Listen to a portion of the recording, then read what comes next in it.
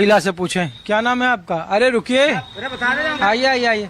मैं तो ये पूछ रहा हूँ कि महिलाओं के लिए कैसा ये सरकार काम कर रही है आप लोगों की, उत्तर प्रदेश और केंद्र की मोदी सरकार? महिला को क्या कर रही है? कछु ना कर रही। महिलाओं को क्या कर रही है सरकार? बालकन को तो नौकरी दे रही है। ऐसी बरगद कछु ना है। नहीं ना है। आपको मोदी योगी का काम कैसा लगता है, या अखिलेश यादव या मायावती या राहुल गांधी? बहुत बढ़िया है, बहुत बढ़िया लग रहा हमारा। चढ़ रही पिट के ठाकुर लोग पीट के गेट देता है, बरातों ना चढ़ रही। बहुत बढ़िया चल रहा है, बहुत बढ़िया चल रहा है। मोदी को राज बहुत बढ़िया चल रहा है। ऐसी नहीं बरात में कूट के गेट देता है ठाकुर। हाँ, बहुत बढ़िया राज चल रहा है मोदी को। भैया खींच ले फोटो बढ़िया तरह से। चलिए और पुलिस का गोल चांद पे चढ़ रही है।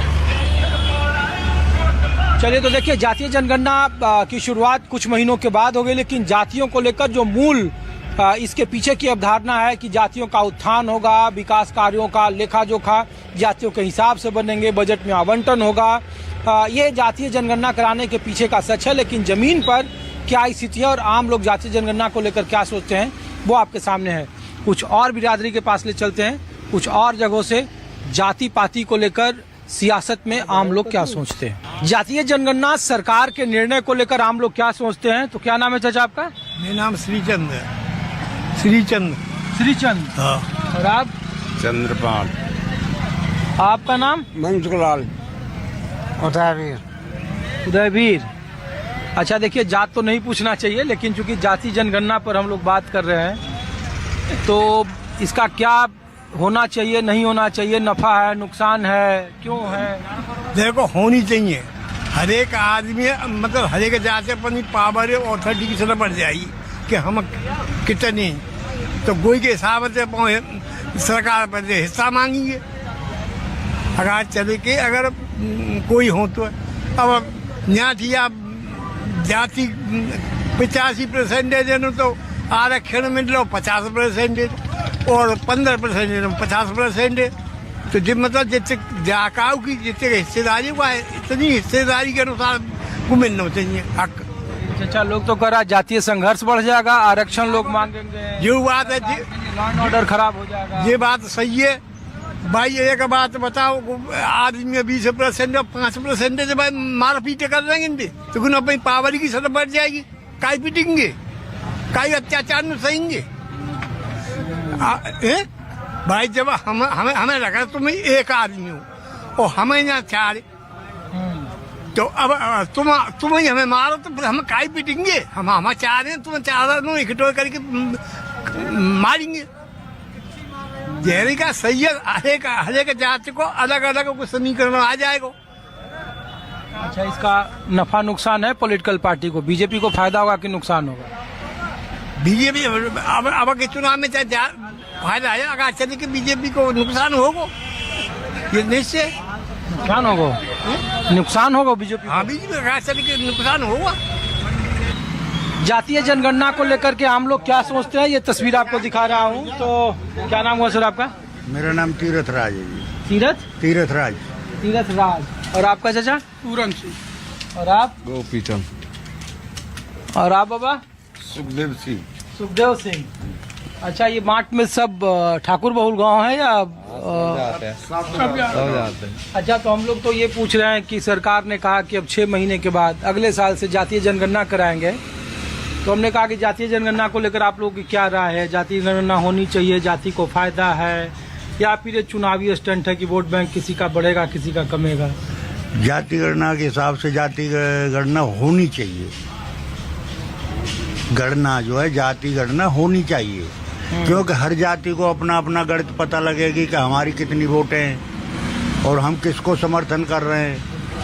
हमारे समर्थन से हमारी पार्टी आगे निकल सकती है कि नहीं निकल सकती है, तो उस हिसाब से गणना होना जरूरी है। तो जाति को लाभ है कि आपकी जाति अगर पता हो कि आप जनरल में, ओबीसी में, एससी में? एससी में। एससी।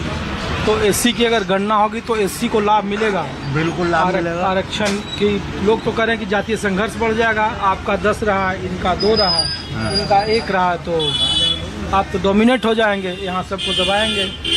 नहीं, ऐसा कुछ नहीं है। यहाँ पे एससी वर्ग और हाई कास्ट फिर भी ओवर जाती है हाई कास्ट एससी वर्ग से। भाई हाई कास्ट में भी तो अच्छे संख्या में है लोग, ठाकुरवाद है, ब्राह्मणवाद है और मुस्लिमवाद है, ये सब लोग अच्छे उसमें हैं बहुमत में। इससे सरकार को लाभ होगा। उत्तर प्रदेश में चुनाव होगा, मार्च 27 में शुरू होगा। ये नहीं कह सकता साहब में लाभ होगा या नुकसान होगा सरकार को। बीजेपी को, चूंकि यूपी में भी बीजेपी, केंद्र में भी बीजेपी, हो भी सकता है और ना भी हो सकता, सब दोनों ही बात है। बीजेपी जाएगी यहाँ पे, तो बीजेपी का है यहाँ पे झंडा सत्र, बीजेपी का झंडा सत्र है यहाँ, योगी आदित्यनाथ का, और कोई नहीं है यहाँ। बोलिए। अगर ये जो अभी MLA है ना मौजूदा, इसको लड़ाएंगे तो 5000 वोट आएंगे इसकी। 5000 है। नहीं, हम तो जाति पर पूछ रहे हैं कि जातीय जनगणना से सरकार को लाभ होगा। खूब लाभ होगा, क्यों नहीं होगा? जाति घटना से कुछ नहीं कुछ नहीं होगा। नहीं होनी चाहिए, नहीं होनी सब भाई मिलकर रहते हैं, हिंदू या मुस्लिम या छोटा वर्ग है या बड़ा वर्ग है, ऐसा कुछ नहीं है, भेदभाव नहीं है। नहीं, हम भेदभाव नहीं, हम पूछ रहे हैं कि अगर जातीय जनगणना जाति घटना से ये है कि कुछ % वोट बढ़ सकती हैं, तो विपक्ष का भी वोट बढ़ सकता है, सत्ता का भी बढ़ेगा। किसी का भी बढ़ सकता है, विपक्ष का भी बढ़ सकता है, बीजेपी का भी बढ़ सकता है। जातियों का उसमें कल्याण है कि सरकारी की पार्टी से क्या है, एक तो हमारा क्षेत्र ये बहुत बिछड़ा पड़ा है, ना तो चेयरमैन ही है, ना कोई टाउन एरिया है, ना कुछ है। उससे जाति घटना से जो है हमारा वो योगी जी आए सब मथुरा जिले की सबसे बड़ी तहसील, सबसे पिछड़ी हुई तहसील, और यहाँ अभी तक टाउन एरिया तक नहीं हुआ। अच्छा, ये 27 में क्या होगा विधानसभा? पता नहीं 27 में क्या होगा, वो तो ऊपर वाला जाने, हमारे कहने से क्या होता है। 4 विधायक हैं, 4 MP भी यहाँ मथुरा में जो है BJP का ही है। कोई ऐसा कुछ विकास नहीं है।